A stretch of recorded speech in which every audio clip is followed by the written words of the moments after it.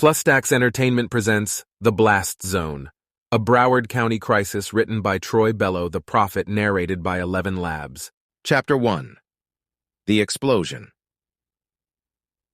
Troy, known on the streets as the Prophet, and his little brother security Frank were sitting at their usual spot in the Brews Room bar. The air was thick with the smell of hot wings and the sound of people laughing and talking. Frank ordered their usual drinks, Crown on ice, while Troy scanned the menu even though he knew they were going to order the wings and thangs. Suddenly, there was a loud explosion outside the bar. Troy and Frank rushed to the window and saw a car driving by, engulfed in flames. To their shock, they saw a man jump out of the car, also on fire. Without hesitation, Frank grabbed the water off the table and ran outside to help the man. Troy followed closely behind. Frank splashed the water on the burning man, but it did little to help. The man dropped to the ground, still on fire. Troy and Frank quickly took off their shirts and used them to smother the flames. The fire was finally out, and the man was alive but badly burned. The ambulance and police were called, and the managers and servers from the bar came out to celebrate their heroics. Troy and Frank quickly jumped into their car and sped away from the scene. They knew they had to leave before the police arrived, but why? Was it because they were suspicious of the police, or were they hiding something? Later, Officer Scott Mackey arrived at the scene and began investigating the explosion.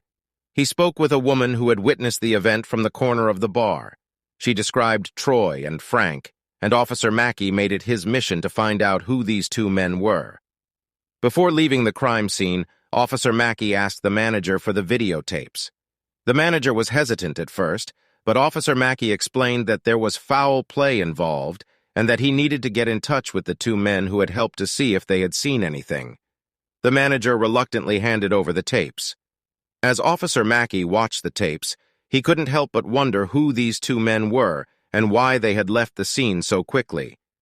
Were they just concerned citizens trying to help, or were they involved in the explosion somehow? Only time would tell. Chapter 2. Cooler than the cool kids. Troy and Frank were on edge after the explosion. They knew they had to be careful, and they kept a low profile for the next few days. But their peace was short-lived. One night, as Troy was walking back to his apartment after a late-night meeting with his supplier, he heard footsteps behind him. He turned around and saw two men approaching him. Troy was a seasoned criminal and didn't panic easily, but something about the way these men were walking towards him made him uneasy. "Hey, Troy," said one of the men. "Long time no see." Troy recognized the voice immediately. It was Jerry, an old friend from his past. They used to run together back in the day, before Troy went straight and started his own business. "What do you want, Jerry?" Troy asked, trying to keep his cool. "Just wanted to catch up, old buddy," Jerry said, grinning. Troy knew better than to trust Jerry. He had a feeling that this wasn't just a chance encounter. He looked over at the other man, who was standing silently by Jerry's side. "Who's your friend?" Troy asked. "This is Jimmy," Jerry said. "He's been wanting to meet you for a long time." Troy felt a chill run down his spine. He had heard about Jimmy. He was a dangerous man with connections to some of the most dangerous criminals in the city. "I'm not interested in catching up with old friends," Troy said, trying to sound firm. "I've got business to attend to." "You sure about that?" Jerry asked, taking a step closer to Troy. "You wouldn't want to pass up on this opportunity." Troy knew he was in trouble. He couldn't get involved with Jerry and Jimmy's request, but he also couldn't risk turning them down. He needed to find a way to get out of this situation, and fast. He thought about spinning the block on his old friend, but he knew that would put him and Frank in even more danger. He couldn't risk exposing them. He needed to come up with a plan. As he walked back to his apartment, he tried to think of a way out. Suddenly, he remembered a contact he had in the criminal underworld. His name was Cool, and he always had a lot of ammunition and underground connections at hand. They were good friends back in the day, before Troy left the criminal life behind. He decided to give Cool a call and see if he could help. The phone rang several times before Cool answered. "Hey, Troy," Cool said. "Long time no see. What can I do for you?" "Cool, I need your help," Troy said. "I've got some trouble with some old friends and I need to get out of it." "What kind of trouble?" Cool asked. "Let's just say it involves some dangerous people and a bomb," Troy said. Cool didn't hesitate. "Where are you?" he asked. I'm at my apartment, Troy said. Stay there, Cool said. I'll be there in 10. Troy hung up the phone and felt a wave of relief wash over him. He knew that Cool was the only one who could help him get out of this mess. He sat down on his couch and waited for Cool to arrive. He knew that once Cool was on his side, he had a fighting chance. Chapter 3. Home Base.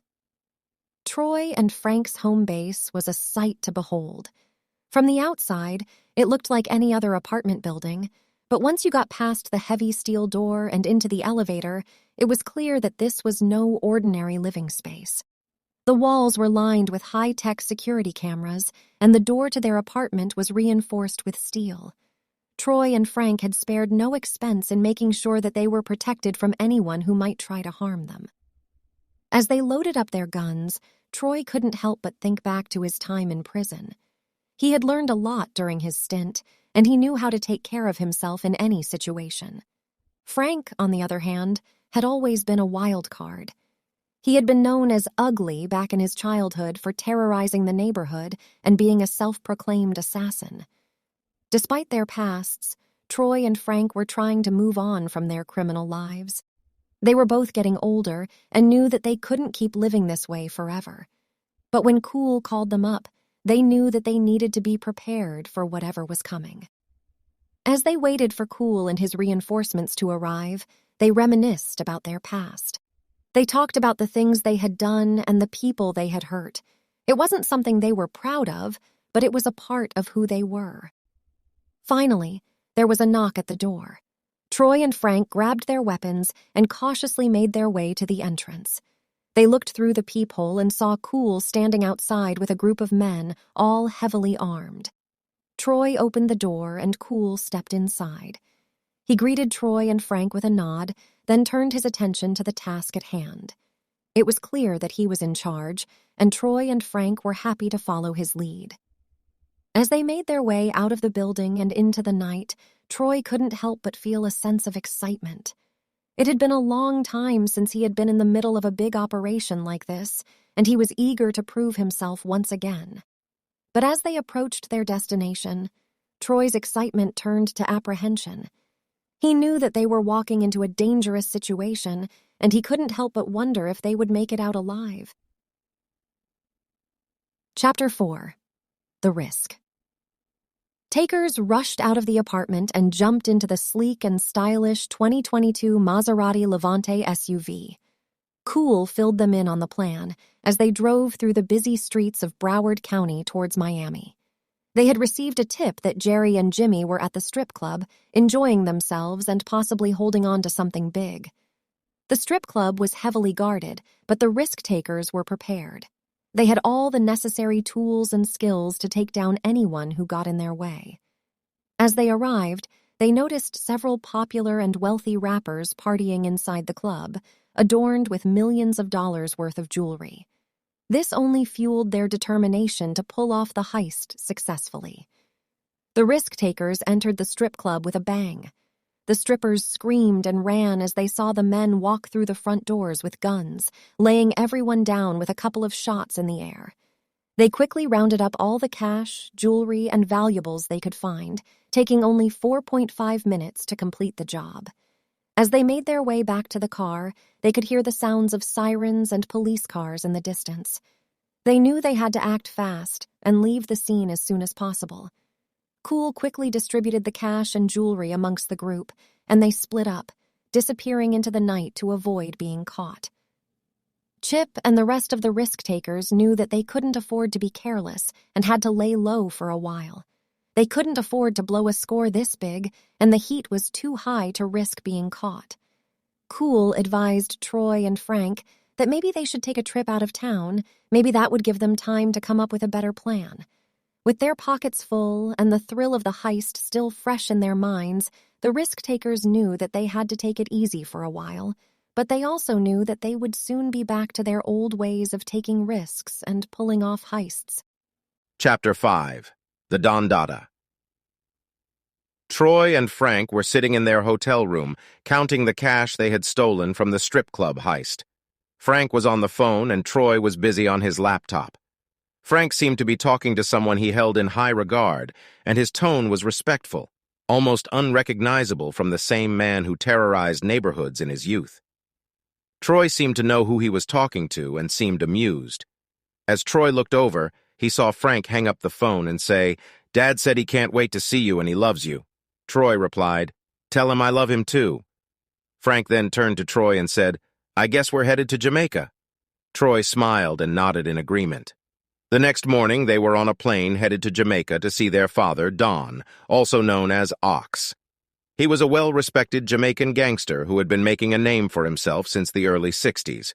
He was a well-known bad boy who took over Connecticut in the 70s, 80s, and 90s with his ruthless Jamaican posse, earning millions of dollars. Now, back home in Jamaica, Don and his posse were relaxing and enjoying the finer things in life. Troy and Frank were able to stay in Don's 8-bedroom mansion, which sat atop a hill with the best security that money could buy. Despite being born in America and Americanized, Troy and Frank found comfort in Jamaica, knowing they could always return to the mansion with its luxurious accommodations and top-notch security. Chapter 6. The Chase. Troy and Frank were in a rush to catch their flight to Jamaica, but little did they know that they were being followed by the entourage of the rappers they had robbed in the strip club. These guys had been on the hunt for the robbers since the day it happened, and they finally caught up to them as they were getting into an Uber. The men in the car behind them started to speed up and tried to catch the Uber, and Frank quickly realized they were in trouble. He instructed the Uber driver to speed up, but the driver was hesitant until Frank put a gun to the back of his head. The car chase began, with the men in the car behind them firing off a few shots from a semi-automatic weapon. Bullets were flying everywhere, shattering car windows and causing panic on the streets. The Uber driver was driving like a madman, swerving and dodging cars as Frank and Troy tried to keep their cool in the back seat. The car chasing them got close enough to fire off a few more shots through the window, but luckily no one was hit. Finally, they managed to create enough distance between them and the shooters, and the Uber driver pulled over. Frank and Troy quickly jumped out and ran into a nearby store, instructing the driver to get the hell out of Dodge. As they entered the store, they heard the sound of the shooter's car pulling up outside. Frank knew they had to act fast, so he quickly broke into the next car parked outside, Call of Duty style. They were off again, speeding away from danger and hoping to escape before the police arrived. The chase continued through the busy streets, with the shooters relentlessly pursuing them. Troy and Frank were sweating profusely, their hearts racing with fear and adrenaline. They knew that if they were caught, it could mean the end of their criminal enterprise. Finally, they managed to ditch the shooters and make it to the airport, but the close call left them both shaken. As they boarded their flight to Jamaica, they couldn't help but wonder if they had made the right decision to go on this trip. Were they putting their lives in danger for a chance to see their father? Only time would tell. Chapter 7. Risky Business. As Troy and Frank land in Jamaica, they can immediately feel the warm air and smell the sweet scent of the island. As they exit the airport, they are greeted by a man in a suit and 3 luxury trucks with armed security personnel inside. Troy and Frank split up, each getting into one of the trucks. As they drive through Jamaica, they are escorted by 2 motorcycle riders who seem to be part of the same organization as the men in the trucks. During the ride, Troy receives a call from Cool. He informs Troy that a couple of their associates were able to kidnap Jerry, and they have been holding him for the past 24 hours. They plan to use him as leverage to get information about the recent bombings that have been happening in Broward County. Troy listens carefully, knowing that this could be a valuable asset in their ultimate plan. He tells Cool to keep Jerry captive and to gather as much information as possible about the bombings. Jerry will be used as a pawn in their endgame, and they don't need him back right away. After the call ends, Troy and Frank discuss their next steps. They need to gather more intel and plan carefully before they make any moves. They can see that Broward County is starting to resemble Gotham City with the recent spate of bombings, and they need to act fast to stop any further attacks. As they drive towards their destination, they know that they are up against a dangerous adversary. But they are the risk takers, and they live for the thrill of the game. They will do whatever it takes to win, again and again. Chapter 8. Return of the Mac. Mackie had been tirelessly working to gather any and all clues regarding the bombings in Broward. One evening, as he was patrolling the streets, he saw Jimmy walking down the road. He pulled Jimmy over to ask him some questions. After some initial small talk, Officer Mackie asked about Jimmy's friend, Jerry. Jimmy explained that he had fallen out with Jerry over some money and hadn't seen him since then. He had heard rumors that the risk-takers had kidnapped Jerry, but he didn't have any concrete information. Officer Mackie could tell that Jimmy was holding something back, but he didn't push too hard. He knew that Jimmy was a solid gangster and would never snitch to the police. He finished his questioning and released Jimmy, wishing him luck with his new studio. As Jimmy walked away, Officer Mackie couldn't help but feel a sense of admiration for him. Despite his criminal lifestyle, Jimmy had a certain code of honor that he refused to break. Officer Mackie knew that there were some lines that Jimmy would never cross, even if it meant sacrificing himself. Officer Mackie continued his patrols, determined to solve the case and bring the culprits to justice. But he couldn't help but wonder how many more people like Jimmy were out there, trying to make a better life for themselves despite the harsh realities of their circumstances. Chapter 9. Homecoming. Back in Jamaica, Frank and Troy were living the good life, enjoying the beautiful women, the beach, and the amazing hospitality from their family. They almost forgot about the situations at home until Frank received a phone call from Neville, someone they hadn't heard from in a while. It was important. After a few minutes on the phone, Frank got into a car with Troy with a ghastly look. "I said it's time. We need to get back home now. Neville just informed me that he knows who's been bombing Broward." The brothers sat down before the night ended to absorb some of the energy from their father Ox. He sat and gave them knowledge that must have come from Africa before the slavery, because all his words were filled with truth, love, and strength. It charged up the boys, made them feel like real African warriors. They were ready for anything. The conversation was almost a prayer that would protect both of them, a force field almost like Godzilla was being put on them, and they accepted this for what it was, a blessing. They would both have a good night's rest, and then be back on the plane tomorrow. The next day, as they arrived back in the USA, they felt a sense of urgency. They had to get to the bottom of this bombing situation. They were home, and they knew that they had a job to do. Neville picked them up from the airport, and as they drove, he explained everything that he knew about the bombings. He had been working tirelessly to gather evidence and had finally pieced together who was behind them. As they drove, Frank and Troy discussed their plan of attack. They knew they had to be careful, but they also knew that they couldn't let these criminals continue to terrorize the people of Broward. Finally, they arrived at their destination. It was time to get to work. They stepped out of the car, looked at each other, and nodded. It was time to bring the motherfucking pain. Chapter 10. Trapped. As Neville drove the brothers to the apartment where the bomb maker was rumored to live, they couldn't help but feel the tension building up. Neville opened the trunk to show them Jerry tied up, hoping to use him for leverage.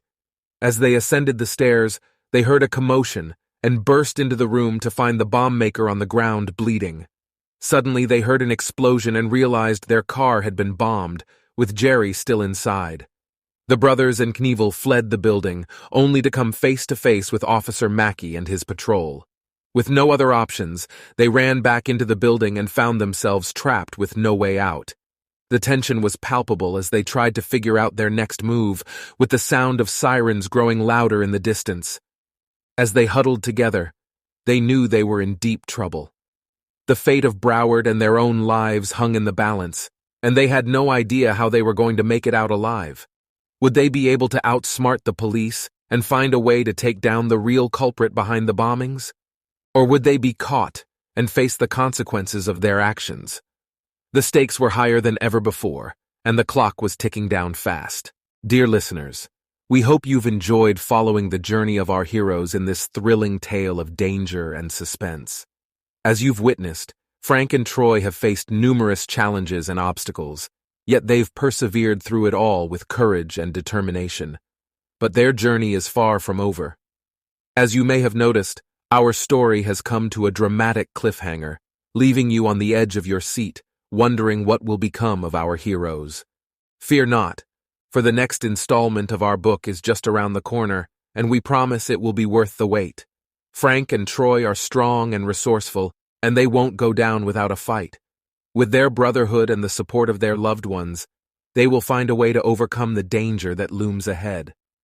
So stay tuned, dear listeners, for the next chapter of our story. We can't wait to take you on another exciting adventure with our villains, heroes.